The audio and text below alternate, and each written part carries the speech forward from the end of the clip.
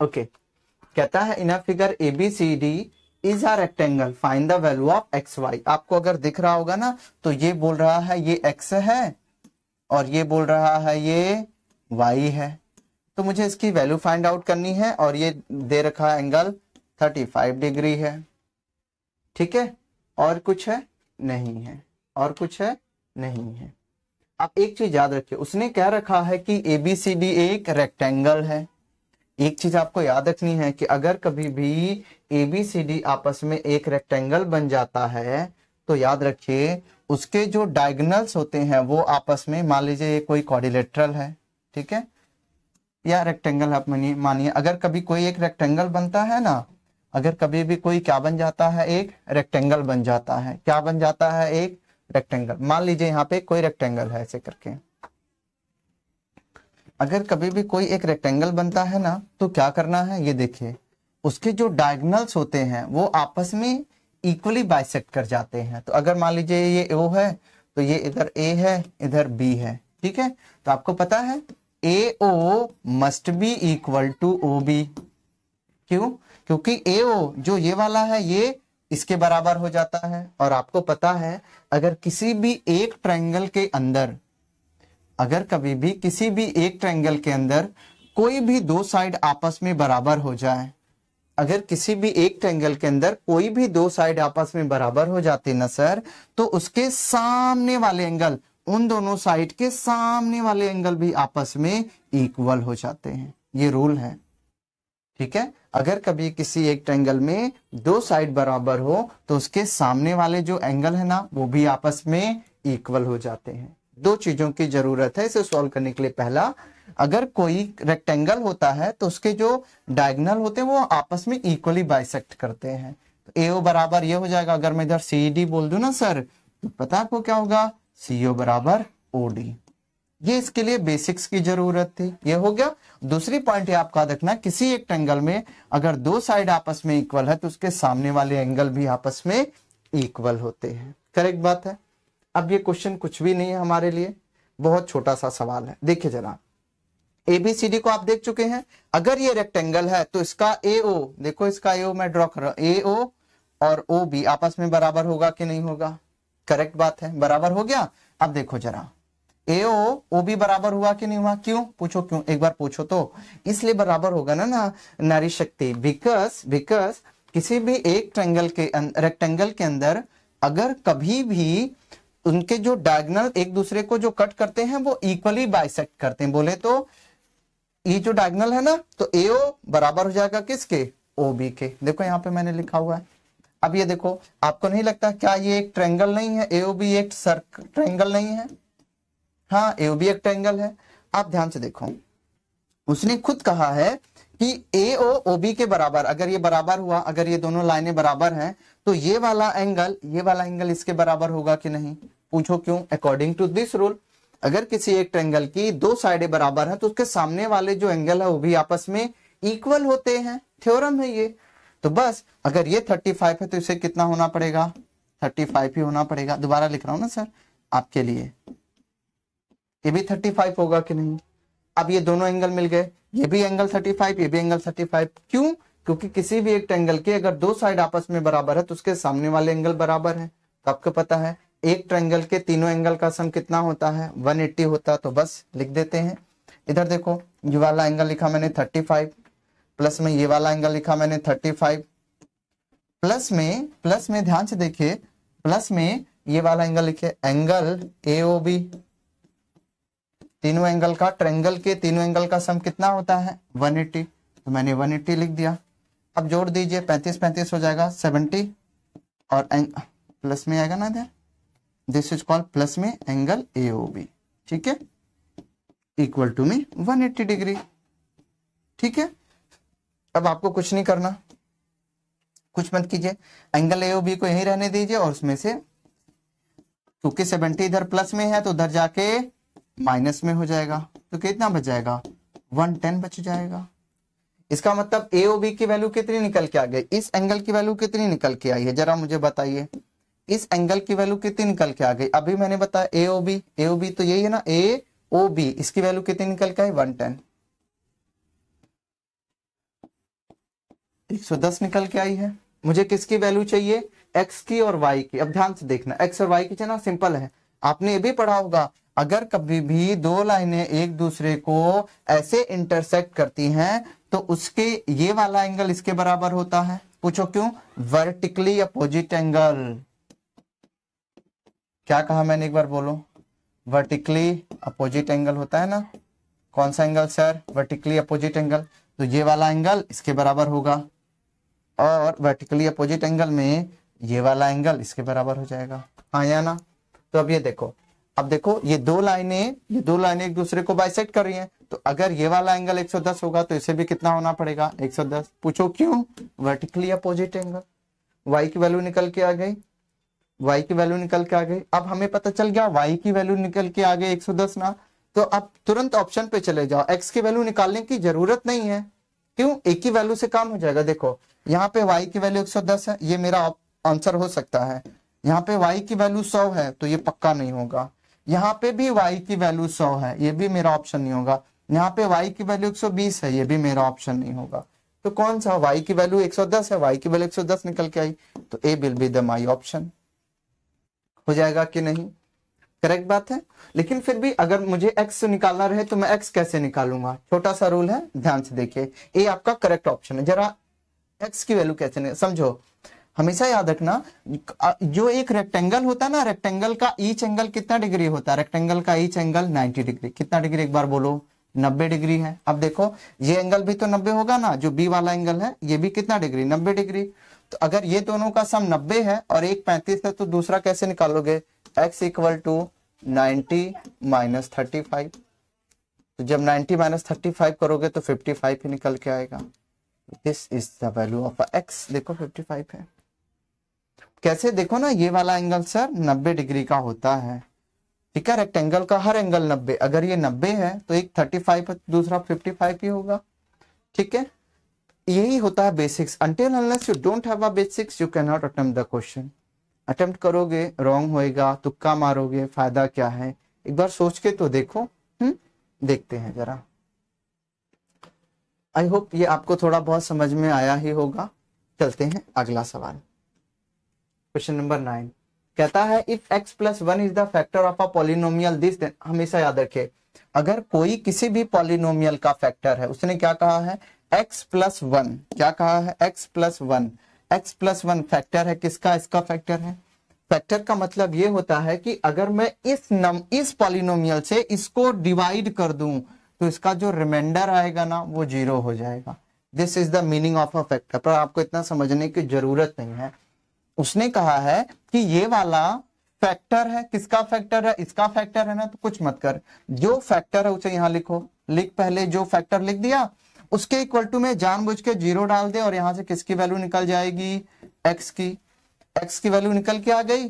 जो ये वाला टर्म था किसका फैक्टर था, इस पॉलिनोमियल का फैक्टर था, तो उस पॉलिनोमियल को जरा यहां लिख दो, आपको करना कुछ नहीं है।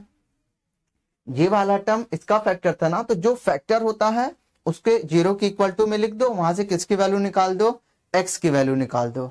और जैसे ही आप x की वैल्यू निकाल दोगे उस x की वैल्यू को इसमें पुट कर दो। तो बस पुट करो सरकार, जहां x है उसी की वैल्यू पुट करना है मुझे, जहां पे x है उसकी वैल्यू -1 पुट कर दो। जैसे ही आप x की वैल्यू -1 पुट करोगे तो क्या जाएगा, देखो 2 और -1 को 2 बार मल्टीप्लाई करोगे तो +1 आएगा ना यार, -1 इंटू में -1 will be +1, minus minus plus, और ये हो जाएगा 1 इंटू में माइनस के विल बी -k। ठीक है सरकार, ये बात समझ में आई है कि नहीं, पहले मुझे बता दो। तो यहाँ पे क्या जाएगा, 2 माइनस में k। अब देखो इक्वल टू में है, ठीक है, आपको इक्वल टू में इधर 0 भी लग दीजिए सर, क्योंकि इसका रिमाइंडर 0 आता है ना, तो 0। अब यहाँ से 0 है तो यहाँ से k की वैल्यू क्या निकलेगी, देखो ना जरा, k इधर माइनस में उधर जाके प्लस में हो जाएगा, तो 2 इक्वल टू में k की वैल्यू क्या निकल के आ जाएगी, 2 निकल के आएगी। तो कहाँ है k की वैल्यू 2, ये रही k की वैल्यू 2। एक चीज याद रखना, अगर कोई किसी का फैक्टर है तो इसके इक्वल टू में 0 रख के x की वैल्यू निकाल दो और इसके इक्वल टू में भी 0 डाल दो, ठीक है।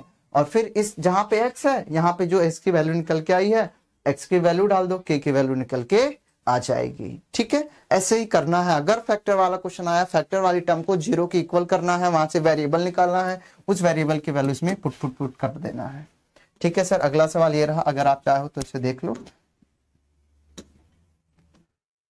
कहता है which of the following is the linear equation in 2 variable. हमेशा याद रखो, वेरिएबल का आपको मैं आम भाषा में बताता हूँ वेरिएबल का क्या मतलब होता है। वेरिएबल जितने भी ABCD होते हैं ना, उसे हम वेरिएबल बोलते हैं। ए से लेके जेड तक की चीजों को हम क्या बोलते हैं? वेरिएबल बोलते हैं। क्या बोलते हैं? वेरिएबल।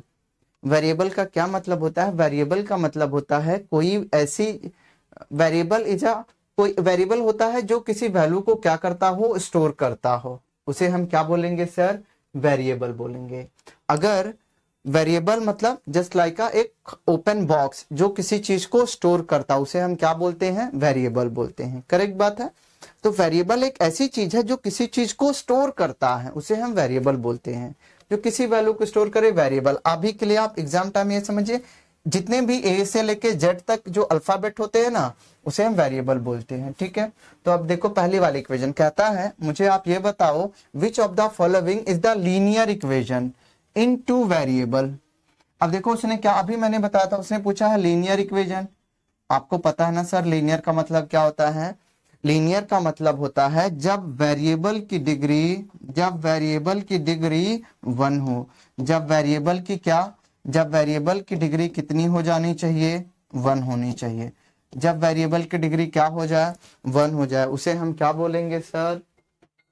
उसे हम बोलेंगे लीनियर। अगर किसी भी वेरिएबल की डिग्री 1 है तो हम उसे लीनियर बोलते हैं। ठीक है सरकार, तो अब देखिए लीनियर है, वो भी 2 वेरिएबल में चाहिए। तो यहाँ पे देखो, यहाँ पे वेरिएबल की डिग्री 2 है, तब तो ये लीनियर नहीं हुआ, खल्लास हुआ। ठीक है ना। अब देखिए जरा यहाँ पे भी वेरिएबल की डिग्री 2 है, तो ये भी नहीं होगा, ये भी खल्लास हो जाएगा।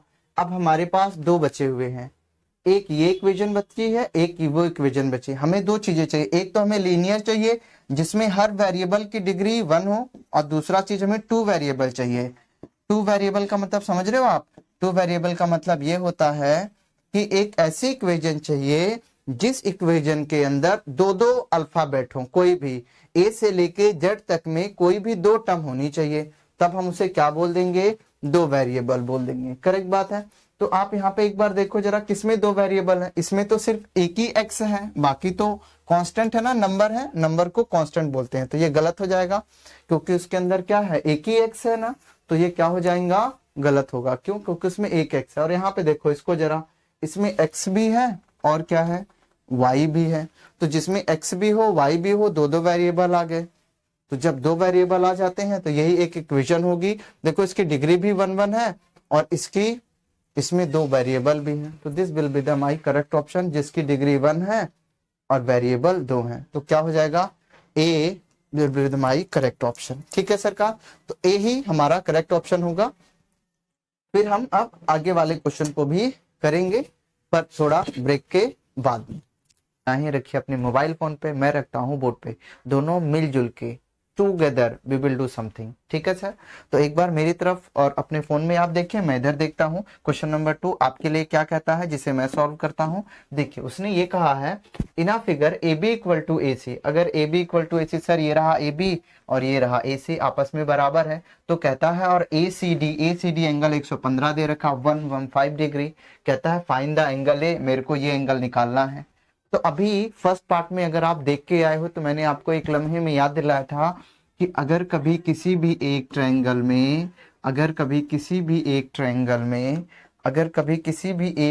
में 2 साइड आपस में इक्वल होती हैं, तो इन्हीं 2 साइड के सामने वाले एंगल भी आपस में इक्वल हो जाते हैं। ये कब होता कि अगर कभी किसी एक ट्रायंगल के अंदर 2 साइड आपस में इक्वल होती हैं, तो उसके सामने वाले एंगल भी आपस में इक्वल हो जाते हैं। तो ये साइड इक्वल है, तो इसके सामने वाले एंगल भी इक्वल होंगे। तो जरा आप इसको देखिए, उसने खुद कहा सर ये वाली साइड इसके बराबर है, तो अगर ये साइड इसके बराबर है तो ये एंगल इसके बराबर होगा कि नहीं? बोलो सर हाँ या ना। ठीक है, तो अगर ये एंगल बराबर होगा तो क्या मैं ऐसे लिख सकता हूं, angle A plus angle B plus angle C equal to में 180 डिग्री। हाँ या ना? ट्रायंगल के तीनों एंगल का सम कितना होता है, 180 डिग्री होता है कि नहीं होता है? करेक्ट बात है। दूसरी बात आपको ये भी देखना है कि अगर तीनों एंगल का सम 180 होता है, और अभी मैंने पिछले बार भी ये भी बताया था कि अगर कभी कोई एक स्ट्रेट लाइन हो, अगर कभी कोई एक स्ट्रेट लाइन हो, उस स्ट्रेट लाइन पे इतना बड़ा जो एंगल होता है इट विल बी 180। ये भी 180 का होता है कि नहीं होता है? करेक्ट बात है। एक स्ट्रेट लाइन पे जो एंगल बनता है 180 का है। तो अभी आप देखो जरा, बी डी एक स्ट्रेट लाइन है कि नहीं, इसके ऊपर ये पूरा बड़ा एंगल 180 का बनेगा कि नहीं बनेगा? अगर ये पूरा एंगल 180 का है तो अगर मेरे से कोई ये कहे कि मुझे जरा ये वाला एंगल निकाल के दे दो, ये छोटा वाला, तो मैं कैसे निकालूंगा? क्योंकि ये दोनों का एंगल 180 है।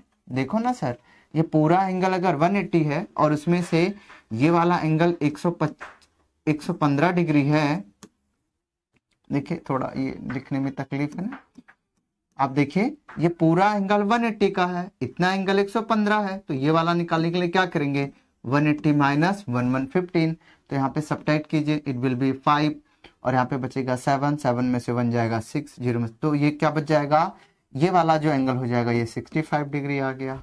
हाँ या ना? देखो किसी भी एक स्ट्रेट लाइन पे जो एंगल होता है वो 180 का होता है, तो ये रहा मेरा एक स्ट्रेट लाइन, इस पे पूरा एंगल होगा 180 का। तो अगर ये 115 होगा तो 180 में से माइनस करूंगा अगर 115 को, तो ये निकल के आएगा। तो देखो 180 में से 115 को माइनस किया तो एंगल क्या निकल के आ गया सर, 65 डिग्री। तो इसका मतलब जो ये अंदर वाला एंगल है, ये जो अंदर वाला एंगल वो कितना निकल के आ गया, 65 डिग्री आ गया। और अभी मैंने कहा था कि अगर किसी भी ट्रायंगल की दो साइड आपस में बराबर हो तो उसके सामने वाले एंगल, ये वाला एंगल इसके बराबर होगा। अगर ये 65 डिग्री है तो इसे भी 65 डिग्री होना पड़ेगा कि नहीं होना पड़ेगा? अब ये दोनों एंगल आपस में 65 डिग्री है, ट्रायंगल के तीनों एंगल का सम 180 होता है, तो ए नहीं निकल जाएगा, ए को निकालना है बाबूजी, तो ए को ए रहने दीजिए, बी 65 डिग्री अभी निकाला आपके सामने, ये रहा बी 65 डिग्री, सी भी 65 डिग्री है, इक्वल टू में 180 लिख दीजिए। बस अब आपको करना क्या है, माइनस कर दीजिए, तो एंगल ए को एंगल ए ही रहने दीजिए। तो जरा एक बार इधर देखिए सर, एंगल ए को एंगल ए रहने दो, प्लस में 65 क्या हो जाएगा 10 और ये हो जाएगा 130 इक्वल टू में 180। तो एंगल ए के लिए क्या करेंगे, एंगल ए को यहीं पे रहने दो, इट विल बी 180 माइनस 130, ठीक है ना? तो 130 माइनस करेंगे तो आंसर विल बी 50। तो एंगल ए कितना निकल के आ गया, 50 डिग्री, एंड ये बी इज द ऑप्शन। ठीक है, इसकी पीडीएफ, इस क्वेश्चन की पीडीएफ आपको लिंक में मिलेगी, जो मॉक टेस्ट है, तो आप वहां से डाउनलोड करके पहले क्वेश्चन देखिएगा, फिर यहाँ पे इसके सॉल्यूशन देखिएगा। सर लिंक डाल देना जरा। ठीक है, तो ये बात समझ में आ गई है आपको। तो बस दो ही प्रॉपर्टी आपको ध्यान में रखना है कि अगर ट्रायंगल के साइड्स आपस में इक्वल हो तो उसके सामने वाले एंगल भी इक्वल हो जाते हैं। ठीक है, और कभी भी एक स्ट्रेट लाइन पे अगर एंगल बनता है it will be 180 degree. B option आपका सही है। अगला सवाल आपके लिए सर, ये देखिए जरा, नेक्स्ट है, अगर आप देखेंगे तो इट विल बी है, ओके। नेक्स्ट है, इन अ क्वाड्रिलेटरल एबीसीडी। अब देखिए एक क्वाड्रिलेटरल दे रखा है, एबीसीडी कोई क्वाड्रिलेटरल है, तो उसको जरा हम देख लेते हैं सर। तो एक क्वाड्रिलेटरल एबीसीडी है, तो एक क्वाड्रिलेटरल बना लो जरा, एबीसीडी टाइप का क्वाड्रिलेटरल बनाओ सर। तो एक क्वाड्रिलेटरल बना लेते हैं जिसका नाम है एबीसीडी। तो मैंने लिखा इसका नाम ए, इसका नाम बी, इसका नाम सी, इसका नाम डी। डी फॉर डॉग नहीं। फिर कहता है कि एंगल ए प्लस में angle C is angle A plus में एंगल सी इज, देखो ना यहाँ पे लिखा एंगल ए प्लस में angle C is 2 times of angle B plus D. What do mean by that, कि ए प्लस सी वो दुगना है किसका, बी प्लस डी का। इसका मतलब ये हुआ angle A plus C equal है 2 times of angle B plus में एंगल डी।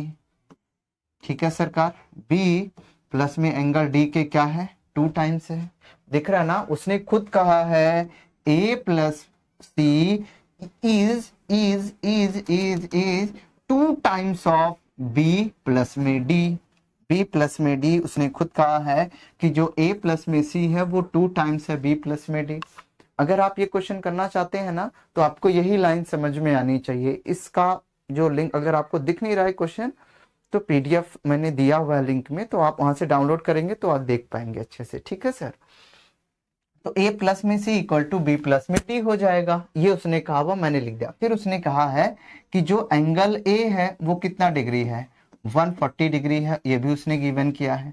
और क्या कहता है, एंगल d है वो भी 60 डिग्री उसने दिया हुआ है। तो मैंने कहा ठीक है, तो आप देख लो, एंगल a दे रखा उसने 140 डिग्री, एंगल d दे रखा है उसने 60 डिग्री। ठीक है, ये 60 डिग्री है, ये भी उसने दे रखा है। ओके, गिवन है। अब पूछता है एंगल बी, और वो मेरे से कौन सा एंगल जानना चाहता है, कहता है angle B will be what. ठीक है, एंगल बी क्या होगा। करेक्ट बात है कि नहीं बात है, इतनी बात तो समझ में आई गई होगी, ये क्वेश्चन ने कहा हुआ है। अब देखो आप कैसे करोगे, निगाहों निगाहों में। आपको पता है ना, आपको एक बात पता होनी चाहिए, पता बात ये होनी चाहिए सर कि अगर आप देखेंगे कि किसी भी क्वाड्रिलेटरल के चारों एंगल का सम, आप बताओगे या मैं बताऊं, चारों एंगल का सम कितना होता है बाबूजी, 360 डिग्री होता है कि नहीं, हाँ या ना। होता है तो होता है, करेक्ट बात है। अब देखो जरा इसको जो उसने गिवन है आगे पीछे करके लिखूंगा। एंगल ए की जगह एंगल ए लिखूंगा, सी को थोड़ा आगे लिख देता हूं, बी को जानबूझ के पीछे लिखता हूं, डी को वहीं रहने देता हूं। आप पूछोगे कि आपने ऐसा किया क्यों, सिर्फ इसलिए किया ना सर क्योंकि इसने ए सी गिवन किया था तो ए सी को एक साथ रखा, बी डी यहाँ एक साथ गिवन किया था तो बी डी यहाँ पे रख दिया, बी डी नहीं वो बी डी डी डी। ठीक है सर, तो ये आपको आ जाएगा। अब ध्यान से देखिए उसने क्या कह रखा है, ए सी की value 2 times of B D है। तो मैं जानबूझ के देखो उसने खुद कहा है कि जो AC है वो बराबर है 2 टाइम्स ऑफ BD के। इसका मतलब ये हुआ कि जहां कहीं भी AC है वहां मैं 2 टाइम्स ऑफ BD लिख सकता हूं कि नहीं लिख सकता हूं, क्योंकि ये दोनों आपस में इक्वल हैं। तो जहां पे AC था मैं वहां पे 2 टाइम्स ऑफ BD लिखूंगा। ठीक है सरकार, 2 टाइम्स ऑफ BD। और आपको पता है ना ये जो 2 है ये B से भी मल्टीप्लाई होगा, ये 2 D से भी मल्टीप्लाई होगा। तो यहाँ पे आ जाएगा मल्टीप्लाई होने के बाद 2B और यहाँ पे आ जाएगा 2D। हाँ या ना बाबूजी, एक बार बता के तो बोलिए, आप एक बार कमेंट कीजिए सरकार तो पता चलेगा मेरे को। तो ये दोनों अंदर मल्टीप्लाई कर दिया मैंने, ये दोनों अंदर मल्टीप्लाई कर दिया। देखो ना यहाँ पे AC था, AC की जगह क्या रख दिया 2BD। अब बोलोगे इसके साथ 2 कहां से आ गया, ये 2 अंदर मल्टीप्लाई मैंने कर दिया आंखों में।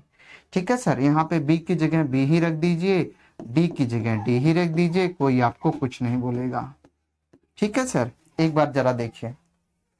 अब आप देखिए यहाँ पे आप देख पा रहे हो ना। अब एक चीज और बड़ी अच्छी सी चीज दिखा रहा हूं, देखो यहाँ पे 2BD है और यहाँ पे 2B है, यहाँ पे भी 1B है, तो यहाँ पे 2B और यहाँ पे 1B, तो टोटल कितने हो जाएंगे सर 3B, है ना। अगर 2 बीड़ी है किसी के पास, एक बीड़ी किसी और ने दे दी तो कितनी बीड़ी होंगे, 3 बीड़ी हो जाएंगे। अब देखो यहाँ पे 2D है, एक और D है, तो यहाँ पे भी टोटल कितने D हो जाएंगे, 3D हो जाएंगे, इक्वल टू में 360। हाँ या ना, ठीक है। चलो आगे, इजाजत है। अब आपको करना कुछ नहीं है सरकार। अब जरा एक बार अल्फाजों में मोहब्बत डालिए कि एंगल डी की वैल्यू, आपको नहीं लग रहा ये गिवन है, एंगल डी की वैल्यू 60 है, तो एंगल डी की वैल्यू मैं यहाँ पुट कर दूं सर, आप इजाजत तो दीजिए एक बारी। तो देखो 3B को 3B लिखने दो, 3B को 3B रहने दो, प्लस में 3 इंटू में D है तो 3 को 3 रहने दो। आपको पता है ना D की वैल्यू क्वेश्चन में खुद गिवन है 60 है, तो 60 डाल दो, और इक्वल टू में जगह नहीं है तो 360 में यहाँ पे लिख देता हूँ। ठीक है सर, आपको पता नहीं दिख रहा होगा कि नहीं दिख रहा होगा, बराबर है सर 360 है। अब आपको कुछ करना नहीं है, 3B को 3B रहने दीजिए, 3B को 3B रहने दीजिए, और इसको मल्टीप्लाई करेंगे तो 180 हो जाएगा, इक्वल टू में 360। किसको मल्टीप्लाई किया, 3 को 60 से मल्टीप्लाई करूंगा तो 180 हो जाएगा। तो अब बस कुछ नहीं, 3B को 3B रहने दीजिए। अब इसको अब आगे लेके जाएंगे ना, तो यहाँ पे 180 प्लस में है, इधर जाके 180 माइनस में होगा। यहाँ पे 180 प्लस में था तो उधर जाके क्या हो जाएगा, माइनस में। तो यहाँ पे 3B ही रहने दो, इक्वल टू में 360 माइनस में 180 हो जाएगा। तो 3b को 3b रहने दो। अब 180 में से माइनस कर 360 में से 180 माइनस करेंगे, इट विल बी 270। नहीं सरकार, इट विल बी 180। ठीक है, तो 360 360 में से 180 माइनस करेंगे, इट विल बी 180। तो 3b इक्वल टू में 180 आ गया। अब थोड़ा मैं इधर कर दूं क्या, 3b इक्वल टू में 180 आ गया। तो देखिए सरकार, वहां से यहाँ पे आ रहा हूं, तो 3b इक्वल टू में 180 आ गया। आपको कुछ नहीं करना, b की वैल्यू चाहिए ना, तो 180, क्योंकि 3 यहाँ पे मल्टीप्लाई है, इधर जाके डिवाइड में 3। ठीक है सर, तो आप यहाँ पे देख लीजिए, तो यहाँ पे क्या जाएगा, ये b की वैल्यू, क्योंकि 180 डिवाइड बाई 3, 3 6 जा 18, ठीक है, तो 60 हो जाएगा। तो b की वैल्यू क्या निकल के आ गई सरकार, 60 डिग्री निकल के आ गई। b की वैल्यू पूछा था, तो b की वैल्यू 60 डिग्री है। तो देखो कौन सा ऑप्शन करेक्ट है, कौन सा ऑप्शन करेक्ट है, एक बार बोलो तो सही है sir. C will be the correct option. एक बार बोल दो sir, C will be the correct option. Sir ऐसे ही आता है, बहुत इजी टाइप में है। आपको यहाँ पे मैं एक एक स्टेप बता रहा हूँ ना, इट्स दैट इज वाई आपको लग रहा है बहुत लेंदी है, बहुत बड़ा है। ठीक है, पर आप एक बार करीने से देखेंगे, रिलैक्स होकर देखेंगे, definitely you will get the point. ठीक है सर, अगला सवाल ये रहा। आपको कुछ अगर करना है इसमें, स्क्रीनशॉट कुछ टाइप ऐसा लेना है तो आप ले सकते हैं। ठीक है, आई होप आ गया होगा। अगला सवाल ये रहा आपके लिए, कहता है, बहुत इजी सवाल है, मस्त फिर आ गया। कहता है in a circle major arc, पहले एंड द माइनर आर्क। समझो जरा, मान लीजिए मैंने एक सर्कल ड्रॉ कर दिया। क्या ड्रॉ कर दिया, सर्कल। सर्कल में ये क्या होता है सरकार, सेंटर होता है, this is called circle. Circle में अब देखिए जरा, अब यहां से मैंने क्या बना दिया, रेडियस। ये भी क्या बना दिया, एक रेडियस। अब इसने बात करी है मेजर आर्क और माइनर आर्क की। देखो सरकार, यहां से देखो, ये एंगल ऊपर वाला एंगल बड़ा है, ये ऊपर वाला एंगल बड़ा है, और ये जो बड़ा वाला एंगल है उसकी सरकमफेरेंस कहां से शुरू हो रही है, यहां से शुरू हो रही है। उसकी सरकमफेरेंस कहां से शुरू, यहां से शुरू हो रही है। देखो ना, यहां से शुरू होकर यहां पे खत्म है, क्योंकि एंगल भी यहां से यहां तक है। तो जो ये बड़ा वाला सरकमफेरेंस होता है, this is called major arc. एक बार बोलो ना sir, this is called major arc. और देखो ये नीचे छोटा वाला एंगल है, दिस इज कॉल्ड छोटू एंगल। ये छोटा वाला एंगल है, तो इसके देखो सरकमफेरेंस यहां से शुरू हो रही है, छोटी हो रही है। जो छोटा एंगल उसकी सरकमफेरेंस छोटी, तो इसे हम कहते हैं माइनर आर्क। माइनर मतलब छोटा, मेजर मतलब बड़ा। तो ये जो लाल वाला है, और देखो माइनर आर्क का जो एंगल होगा इसे कहते हैं माइनर एंगल। क्या बोलेंगे, माइनर एंगल। और इसे क्या बोलेंगे, मेजर एंगल। किसे, इसे मेजर एंगल। हाँ या ना, डी से डन है, आगे चले। अब कहता है, ये तो बेसिक्स है। अब उसने सवाल क्या पूछा, उसने मेरे से सवाल में कुछ इस तरह पूछा है, आई होप ये दिखता है ना कलर। सर कितनी टेंशन होती है, कलर दिख रहा है कि नहीं दिख रहा है, आपको समझ में आ रहा है कि नहीं आ रहा है, जाने क्या क्या टेंशन है। सर इधर देखिए जरा, कहता है in a circle major arc is 3 times of minor arc. देखिए देखिए ना सर, उसने कहा मेजर आर्क जो है, देखो पढ़ो सवाल, major arc is 3 times of minor arc. यही बात उसने कही है कि जो आपका मेजर आर्क है ना, वो 3 टाइम्स है माइनर आर्क का।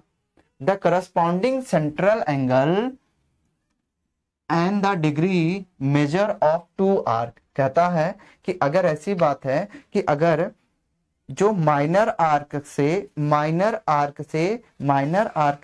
3 टाइम्स है मेजर आर्क, अगर ऐसी बात है तो वो कहता है कि मुझे ये बताओ, ये माइनर एंगल और मेजर एंगल कितना कितना होएगा।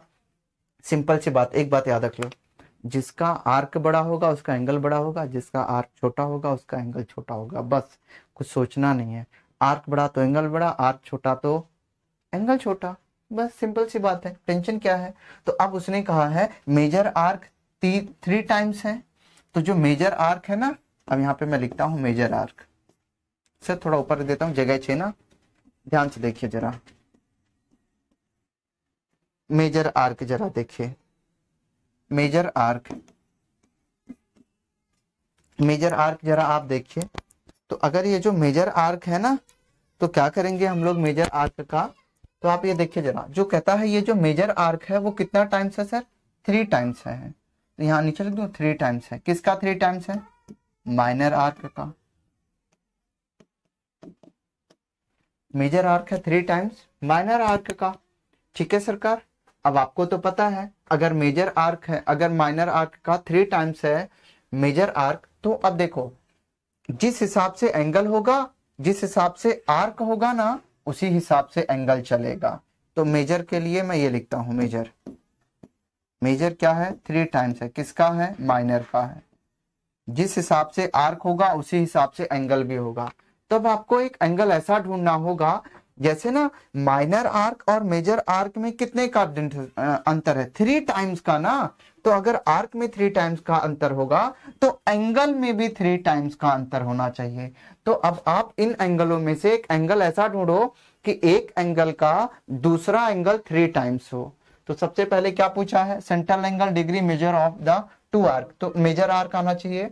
अब ध्यान से देखना जरा, इन चारों में से कोई एक ऐसा एंगल आएगा जिसमें एक एंगल दूसरे एंगल का 3 टाइम्स होगा। देखो यहाँ पे दोनों एंगल बराबर हैं, ये गलत है।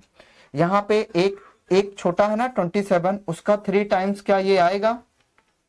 27 का 3 टाइम्स करो, 27 का 3 टाइम्स करूंगा मैं, तो 1 2 तो 81 आ रहा है। तो 27 का 3 टाइम्स 90 नहीं आ रहा ना, तो ये भी गलत है। अब ध्यान से देखो जरा, 60 का 3 टाइम्स तो 180 आता है, ये भी नहीं है।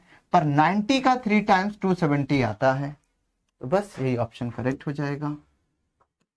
मैंने क्या कहा था? जिस हिसाब से आर्क होगा उसी हिसाब से एंगल। अगर एंगल बढ़ा तो आर्क बढ़ा, आर्क बढ़ा तो एंगल बढ़ा। उसने खुद कर रखा है आर्क जो है ना वो 3 टाइम्स था, तो एंगल भी 3 टाइम्स होगा। अगर आर्क 2 टाइम्स होगी तो एंगल भी 2 टाइम्स होगा। अगर मैं ऐसे कहता कि जो मेजर आर्क है वो 2 टाइम्स है माइनर आर्क की, कितना टाइम्स है सर? 2 टाइम्स है। अगर मैं कहता जो मेजर आर्क है वो माइनर आर्क की 2 टाइम्स है, तो आप पता क्या ढूंढते? एक ऐसा एंगल ढूंढते जिसमें एक एंगल दूसरे एंगल का डबल हो। अब इसने 3 टाइम्स बोला था, तो एक एंगल दूसरे एंगल का 3 टाइम्स हो जाएगा। बात समझ में आ रही? जिस हिसाब से एंगल उसी हिसाब से आर्क। अगर आर्क बड़ा है तो एंगल भी बड़ा होगा, अगर आर्क छोटा है तो एंगल भी छोटा होगा। ये याद रखें, आंखों आंखों में हो जाएगा ये सवाल। क्वेश्चन नंबर 14 से ऐसा क्वेश्चन आपके पेपर में पक्का आएगा। जो मैं ये करवा रहा हूं ये थोड़ा लॉजिकल क्वेश्चन है। जनरली ये बच्चों के दिमाग में बातें आती नहीं है, क्योंकि उसमें वो पिछले पैटर्न पे चले जाते हैं जैसा एनसीईआरटी में गिवन है। ये एनसीईआरटी का क्वेश्चन नहीं है, पर एनसीईआरटी में जो कॉन्सेप्ट गिवन है उसके ऊपर बेस्ड है।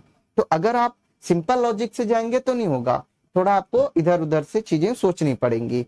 एक बार इस क्वेश्चन को देखिए और बताइए कैसा है। इसने कहा हुआ है इस क्वेश्चन के अंदर, उन्होंने कहा है x की पावर -2 इक्वल टू में 64 गिवन है।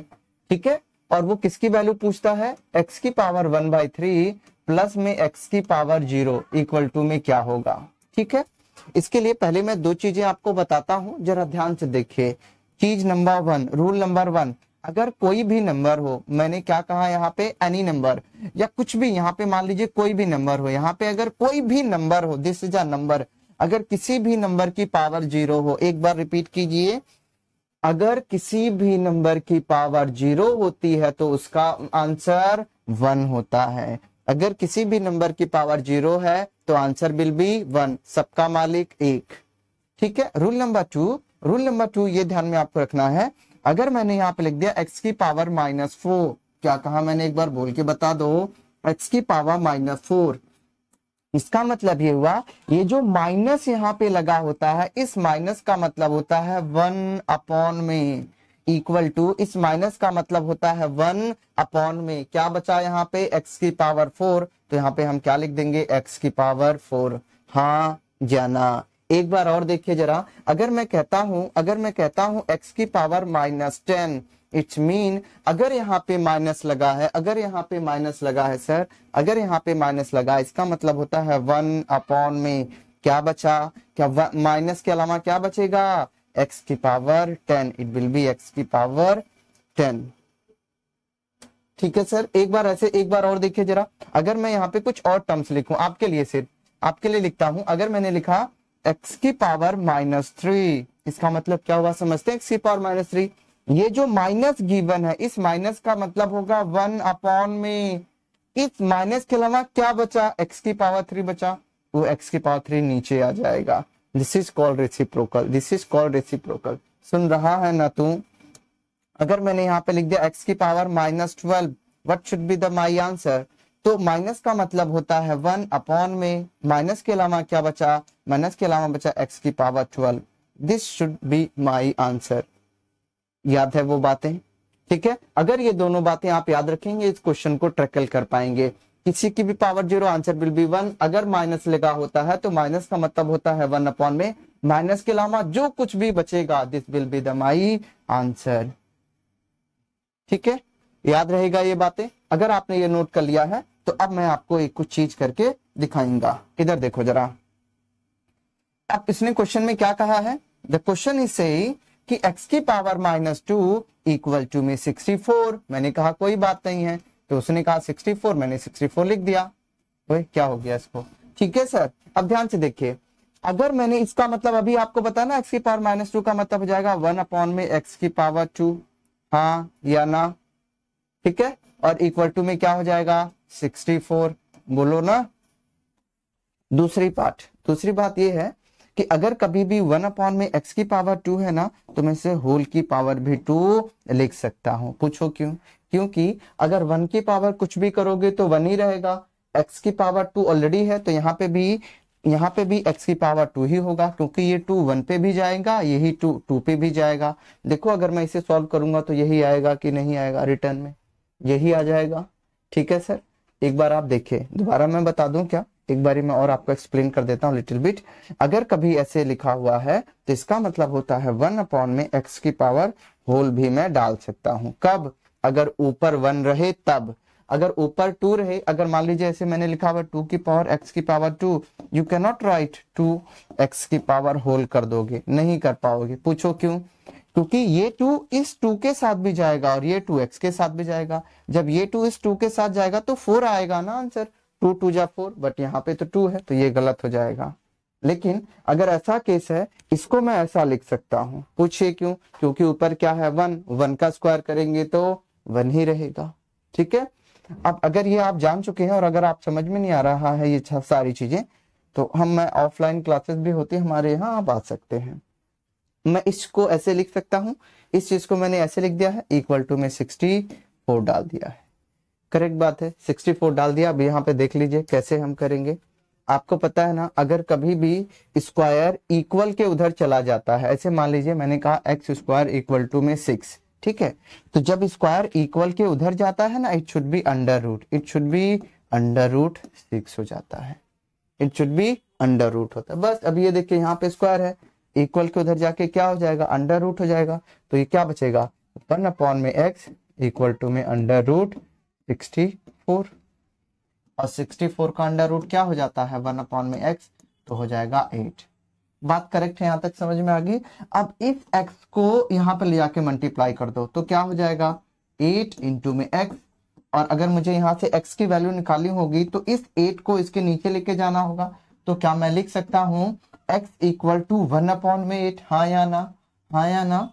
तो x की वैल्यू आ गया 1 में 8। बस आपको यही करने की जरूरत थी। क्वेश्चन में उसने ये पूछा हुआ है कि x की पावर 1/3 प्लस x की पावर में 0, तो x की जगह, अब ध्यान से देखना जरा, x की जगह 1 में 8 है ना, तो x की जगह जरा 1 में 8 डाल दो, और उसकी पावर 1/3 है तो 1/3 लगा दो, प्लस है तो प्लस डाल दिया मैंने। और अभी मैंने बताया था x की पावर 0, किसी की भी पावर 0 हो, आंसर विल बी 1, सबका मालिक एक। अब आपको बस यही समझना है 1 में 3 और इसके अंदर ब्रैकेट में है 1 में 8, तो आपको जरूर किसी ने बताया होगा। अगर मैं यहाँ पे 2 इंटू 2 इंटू 2 लिख दूं, क्या आएगा आंसर, 8 आएगा कि नहीं? तो इसका मतलब ये है कि 2 की पावर 3 को मैं 8 लिख सकता हूं कि नहीं लिख सकता हूं?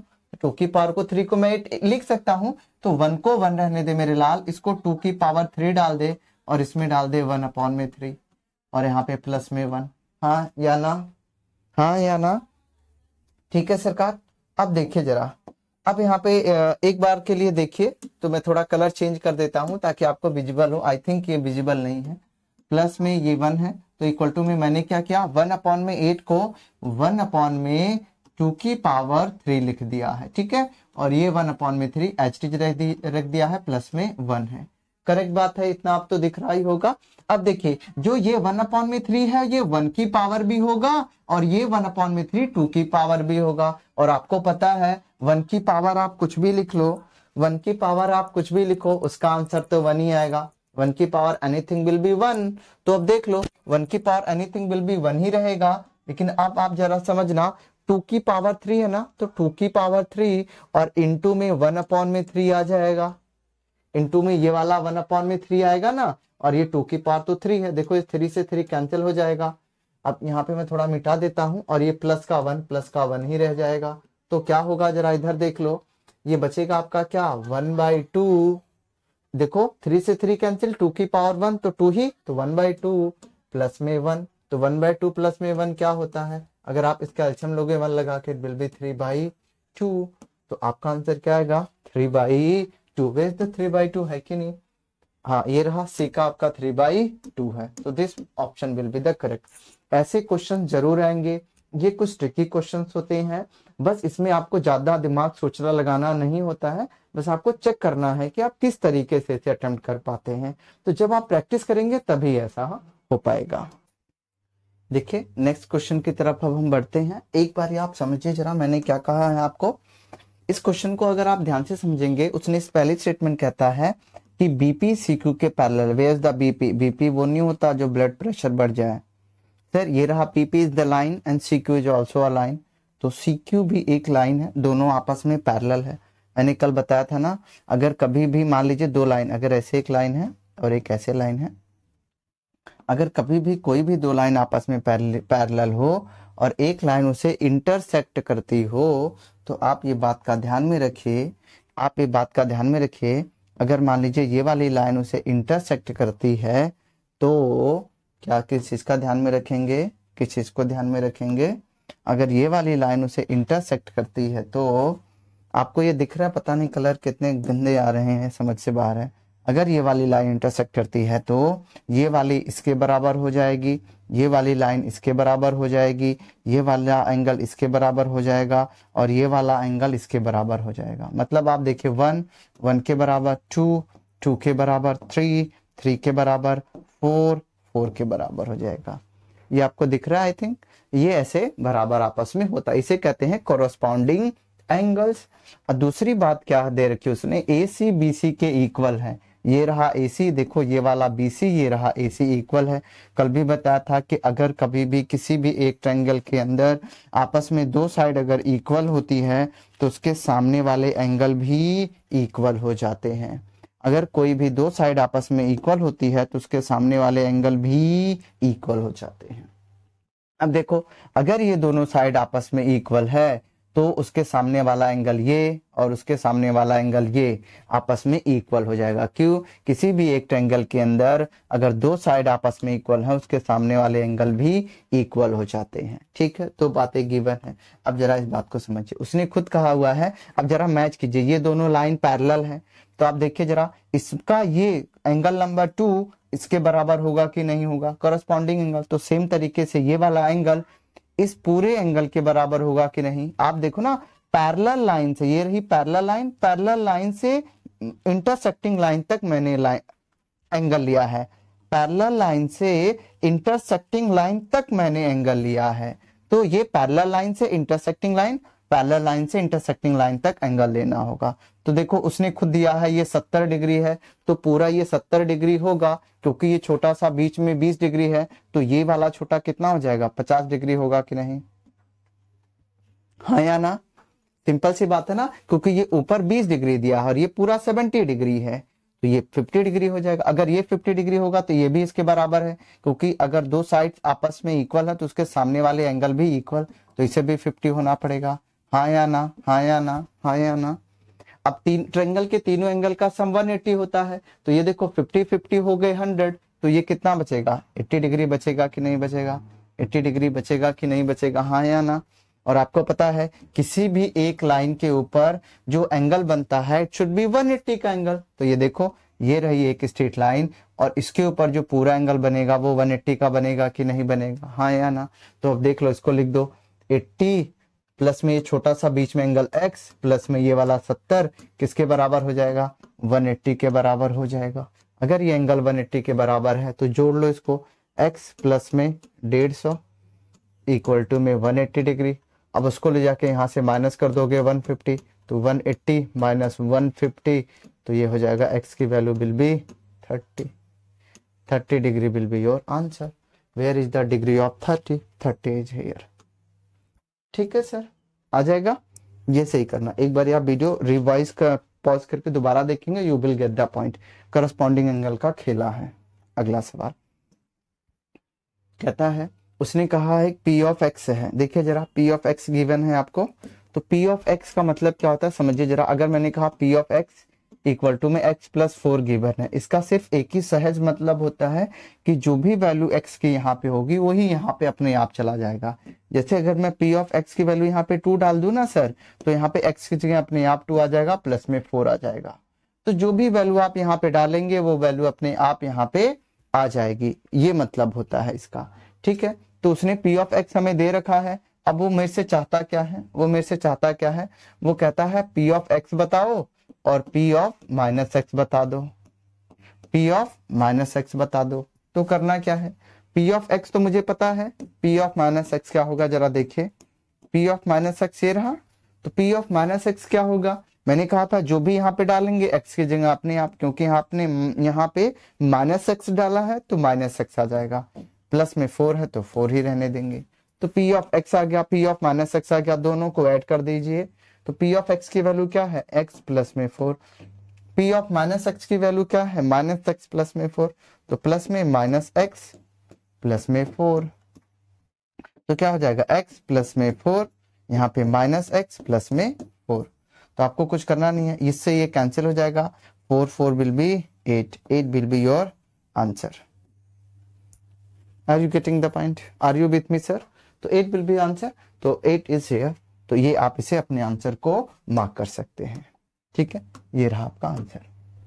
एक बार ध्यान से देखेंगे, सिर्फ इसमें एक ही कंसेप्ट होता है, जो ये समझ गया कि यहाँ पे जो वैल्यू होगी वही यहाँ जाएगी, दैट्स ऑल। उसके बाद उसके लिए खेला है। अगला सवाल कहता है, the slant height of a cone is increase bye 10%। सबसे पहले कोन समझ लीजिए, इसे हम बोलते हैं कोन।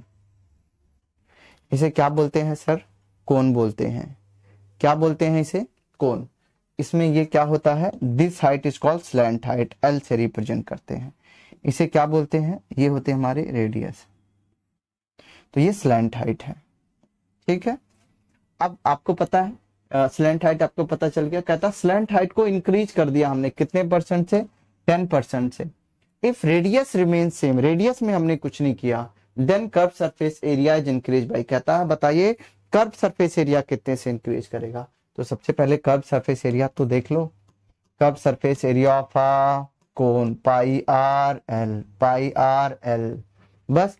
अब कहता है रेडियस को तो सेम रखो, पाई तो सेम ही रहेगा, लेंथ जो स्लैंट हाइट है उसको कितने से इंक्रीज कर दिया है, 10% से। तो अगर कहीं पे भी इंक्रीज आता है परसेंट का मतलब होता है 100, परसेंट का मतलब होता है 100।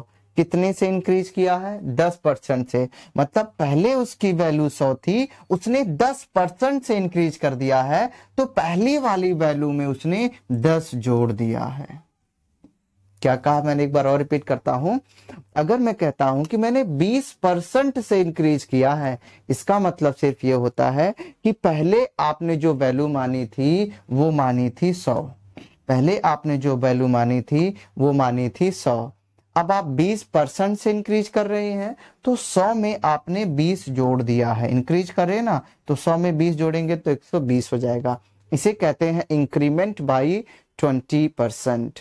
अगर मैं कहता हूं पहले मेरी वैल्यू 100 ली थी, अब मैंने उसमें 10 जोड़ दिया है, तो मैंने कितने से इंक्रीज कर दिया है सर, 10% से इंक्रीज कर दिया है। कितने से इंक्रीज कर दिया है, यहाँ पे 20% से इंक्रीज कर दिया है। तो आप यही सोचोगे ना कि आपने माना क्योंकि हमने 100 लिया था इनिशियल में, इसलिए आपने माना हमने। जब कभी भी परसेंट आ जाए, जब भी शब्द परसेंट लिखा हुआ आ जाए, तो आप ये मान के चलिए कि आपको किसी भी चीज की इनिशियल वैल्यू 100 लेनी है। अगर 100 इनिशियल है, 100 शुरुआत में है, तो मैंने कहा 10% इंक्रीज करो। तो इंक्रीज करने का मतलब 100 में 10 जोड़ दो, 10% का इंक्रीमेंट। मैंने कहा 20% का इंक्रीमेंट करो, तो 100 में 20 जोड़ दो, इसे कहते हैं 20% का इंक्रीमेंट। सुन रहा है ना तुम? ध्यान से देखिए सर, एक बार आप समझ गए ना, माहौल जम जाएगा। ठीक है, तो उसने कहा था कि लेंथ को हमने 10% से इंक्रीज कर दिया। 10%, तो इनिशियली मैंने 100 माना था, इंक्रीमेंट कितना कर दिया 10% का, तो बोले तो 100 में 10 जोड़ दिया। तो अब आपको पता ही ना, जरा इसको सॉल्व करेंगे। अगर 110 डिवाइड बाय 100 होगा, तो आपको पता है ये 0 से 0 कट जाएगा। और जब कभी भी हम डिवाइड करते हैं तो जितने नीचे 0 होते हैं उतने डिजिट के बाद डेसिमल लगता है। तो आप देखो कितने नीचे 0 बचते हैं, नीचे 0 कितने बचे हैं, नीचे 0 1 है, तो एक डिजिट के बाद डेसिमल 1.1%। ठीक है सरकार। अब लेंथ, क्योंकि 20% तो बोला नहीं, तो मैंने तो समझाने के लिए बताया था। तो लेंथ अब कितनी हो गई है, अब लेंथ हो गई हमारी 1.1% लेंथ हो गई है। तो कर्व सरफेस एरिया ऐसे लिख दीजिए, कर्व सरफेस एरिया ऐसे लिख दीजिए, पाई की जगह पाई, आर तो वही सेम है, लेकिन लेंथ आज वही एल नहीं है, लेंथ आज हो चुकी है 1.1 इंटू में एल। ये फाइनल लेंथ है इंक्रीज होने के बाद। ठीक है सरकार। देखिए शुरुआत में पहले आपका कोण ऐसे था, अब ज्यादा बड़ा हो जाएगा। क्यों ज्यादा बड़ा हो जाएगा? क्योंकि लेंथ हमने इंक्रीज कर दिया है।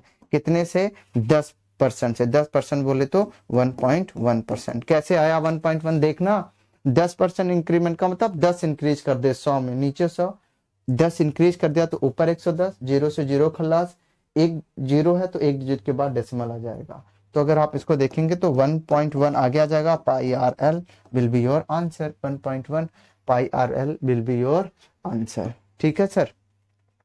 हाँ, तो वो कहता है if the radius remain same the curve surface area is increase by. हाँ, तो उसका कर्व सरफेस एरिया कितने परसेंट से इंक्रीज करेगा? तो आप खुद ही देख लो, कर्व सरफेस एरिया पहले क्या था? पहले कर्व सरफेस एरिया था पाई आर एल था, अब कितना हो गया है 1.1% पाई आर एल। तो कितने परसेंट से इंक्रीज कर जाएगा? It will increase by 10%। कितने से इंक्रीज कर जाएगा सरकार? एक बार देखिए, तो ये पाई आर एल हो जाएगा, तो कितने परसेंट से इंक्रीज कर जाएगा ये एरिया? तो हाँ 10% है तो 1 हो जाएगा। तो I hope curve new curve surface area इतना हो जाएगा। आई थिंक इसमें तो 10% से ही इंक्रीज करेगा कर्व सरफेस एरिया, तो इट विल बी 10% है ना, क्योंकि 1.1 पाई आर एल तो हो ही जाएगा। तो बस अगर 10% का स्लैंट हाइट में इंक्रीमेंट किया है तो उतने परसेंट का ही इंक्रीमेंट होएगा। ठीक है सर, इसमें बहुत ध्यान से, इसमें कुछ करना नहीं था, आप देख लो। क्योंकि देखो उसने किया क्या है, पाई सेम है, आर भी सेम है, इसका मतलब जितना लेंथ बढ़ाएगा उतना ही एरिया बढ़ेगा। अगर आप ऐसे करना चाहते हो, दिमाग नहीं लगाना चाहते ये ढीम डाम, तो सिंपल से देख लीजिए, जितना लेंथ बढ़ाओगे उतना ही एरिया बढ़ेगा। लेंथ कितना बढ़ाया बोल? 10%। एरिया भी कितना बढ़ेगा? 10%। बात खत्म। चाहे आप ऐसे करोगे तो भी जाएगा वही, ऐसे करोगे तो भी। तो लेकिन ये तभी सत्य होगा जब पाई और आर अगर सेम रखोगे, तो जितना लेंथ बढ़ाओगे उतना ही एरिया बढ़ेगा। अगर पाई भी आपने चेंज किया, मान लीजिए आर आपने चेंज कर दिया और लेंथ बढ़ा दिया, तब ये डायरेक्ट नहीं जाएगा। लेकिन अगर ये दोनों चीजें सेम है, सिर्फ एल में चेंज करते हो, तब आपका उतने से ही बढ़ेगा जितना आप चेंज करोगे। ठीक है सर, ये रहा आपका समझ का सवाल। अब आगे चलते, असर्शन एंड रीजनिंग है, तो assertion and reasoning we will do in next videos. बाकी के भी आपके पार्ट आपको मिल जाएंगे, एक एक दिन में एक एक पार्ट चलता रहेगा। अगर आपको किसी और भी चीज की जरूरत हो, anything, if you want to hand written note, if you want to sample paper का सेट, if you want to anything, कुछ भी जरूरत हो, जस्ट एक मेल कीजिए। हमारा मेल आईडी आपको डिस्क्रिप्शन